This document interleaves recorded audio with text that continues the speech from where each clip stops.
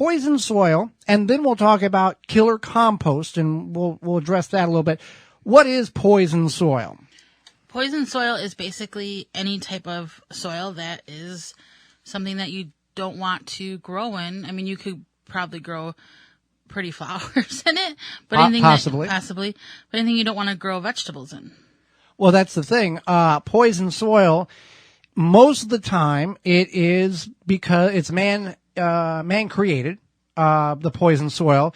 So there's some things that we need to be aware of. What are some different types of poison soil so we can kind of get on the same page? Sure. So there's a lot of different contaminants that poison. Well, I guess that would be a better term, contaminated soil versus poison soil, both under the same umbrella. One seems more harsh than the other, but they're both bad. Right. So common contaminants, and this is typically found in urban soils or soils that were in an urban area, something like that. So that would include pesticides, petroleum products, radon, asbestos, lead, and then chromated copper, arsenic, and then creosote. And then a lot of this is caused by human activities, whether that be like industrial dumping, land development. Or, let's call it what it is, agricultural use. The pesticides are used very heavily on agricultural fields. Right. So this is like more of the urban. Okay. Even like heavy car and truck traffic, or if there was, say, like a gas station where you lived at one point. Old industrial factory. Yeah, or something like that. So, I mean, even here in Milwaukee, like there's areas that are being taken over by some different urban housing that used to be old industrial factories. Right. So if you think about that, there could be contaminants in that soil. Well, we need a soil test. Number one, if we have, if you're growing in a new area, you've moved in, or you've bought a plot, or whatever the case is, you first want to get a soil test for a couple of different reasons. One, to see where you're at on the levels, your pH levels, your nutrient value of the soil, and if there's any contaminants or poisons in the soil. Then, if you have the poisons or the contaminated soil, there are some ways of remitigating it, but the best and easiest answer to that situation is extraction and bring in new material. There are ways of baking this out. They do this in some places where they're cleaning an area out and they basically put it through a big heater or an oven, and they bake some of the toxins out and make the soil cleaner than what it ever was before man got here. Right. And that is an option, I guess, because if you are just trying to grow in your backyard, you can't necessarily bake the soil. Right. So let's go with that avenue. We've got the soil tested. We find out there's some contaminants in the soil, variety of fill in the blank. What are our options? Well, you can just basically take some sort of like a rubber matting and put that over your soil, like and then capping it. Like capping it, yep. And then making raised beds or straw bales or containers. Not growing in the ground. Now, what we find in a lot of older cities is lead in the soil from a variety of sources. So if we find and that we know that we have lead in the soil, that doesn't mean necessarily growing is a no-no. There are some plants you can grow in lead soil that won't uptake the lead into the actual edible portion of the plant. There's some that you don't want to plant. Right. So anything that you're going to eat the roots. So potatoes, beets, carrots, radishes. If you're eating the root and it's touching the soil, no. Yeah. Now, another thing to keep in mind is other things like tomatoes, peppers, eggplants, totally fine because it's not uptaking that lead item in incorporating it in the fruit. However, you want to make sure that even if you grow in that soil, then like tomatoes, say, you want to make sure you do clean them. Well, you mean like wash them off, scrub them, right? Whatever splash up may occur, the residue laying on the skin up, right? Right. We've heard, or some people have heard, that you can use roly-polies. They'll eat the lead out of the soil. That's not necessarily the case. If you don't know what a roly-poly is, That's a country term. That's a country term. Some people call it a pill bug Yeah. or a potato bug. It's those little tiny, they almost look like miniature, tiny, super tiny armadillos. Uh-huh. And then if you get near them, they roll into a little ball. That's their defense mechanism. So roly-polies, yes, they can eat some of the lead. There's many different decomposers that can, but that is one.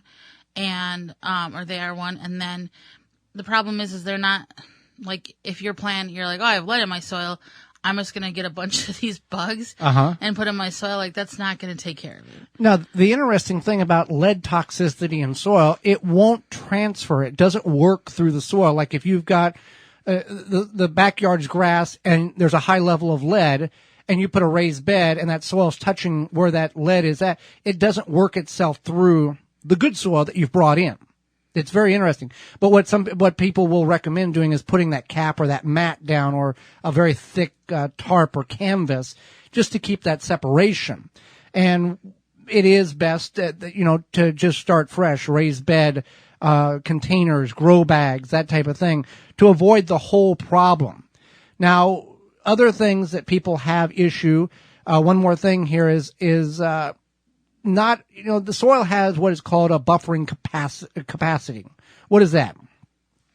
Sure. So this is for, like, say that maybe you have good soil but you live in the city and you're concerned about whether it be rainwater, like acid rain, or some sort of fluoride or chlorine. Potentially a runoff of some sort. Or some sort. So soil does have some buffering capacity. Or a resistance to absorb that bad thing. Right. Okay. So it doesn't mean that, like, if you have a lot of runoff, that it's going to be okay. But if you're watering with your city water that is chlorinated, it's not going to affect your plants. Well, we've found studies as well as that chlorinated water doesn't necessarily hurt the soil. However, there can be other items in that water that can be harmful to the soil, but that soil has that resistance built into it. So it's best to bring in compost. And that leads us to the second part of this discussion, which is killer compost.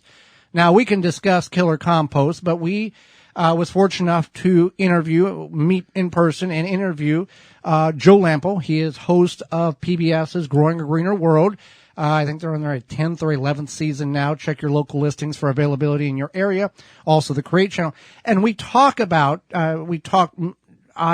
he and I talked about killer compost that he had in his garden.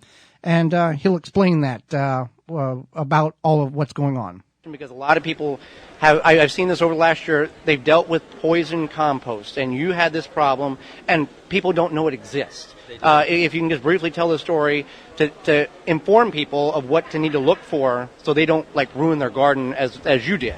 Well, first of all, it typically shows up from horse manure. So if you are using hay in your garden that has been consumed by horses, and of course it breaks down in the compost pile, which is what happened to me. We have horses, they eat the hay that comes from the farmer that sprays his fields with an herbicide. It's a persistent herbicide. The farmers like it because they only have to spray it one time. It kills all the broadleaf weeds, but it doesn't harm the grass, which becomes the hay. So they'll harvest clean hay. We feed it to our horses. It doesn't break down, so it's safe for the animals to consume, which is why farmers like to use it. But the problem is because it doesn't break down, the herbicide is still effective as an herbicide, even in the composting situation. Through the animal and all the way through. Yeah. Months and months later, when it's broken down as beautiful black gold compost, that herbicide is still there at full strength. But you can't tell that. So you think you're supplementing your garden with organic manure, right? And you mix it in, which is what I did. And it's ironic because I warned people not to do this, and I still did it myself because it looked so good, and I talked myself into using it, and I did. And it didn't take a week. Once those new seedlings, those roots spread out and came in contact with the compost that was tainted, the plants just started wilting, and I knew right away. It's an instant. Once you know what to look for, it was instant. Almost kind of looked like the plant wasn't getting water that it was needing. It just kind of wilted to nothing. Shriveled, wilted, stunted growth, disfigured. There was a lot of symptoms to it, but you instantly know. And then the problem with it is you only have two choices. You can wait it out, which can take literally 3 or 4 years, as it did even with me, proactively, or you can dig it out and replace it. I had 30 cubic yards of soil. That's at least 3 large dump truck loads of soil. I didn't have the time or the money to change it out and buy it. So I waited it out, but I also proactively tried to do all that I could do as a human, which there's not much you can do. These are synthetic compounds that are designed not to break down. But if you expose them to UV light, air and water and heat, that means just turning your soil extra and exposing it. Nature will kind of revert it back to natural. It will accelerate the decomposition or the deactivation of the herbicides. So I knocked a year off of it.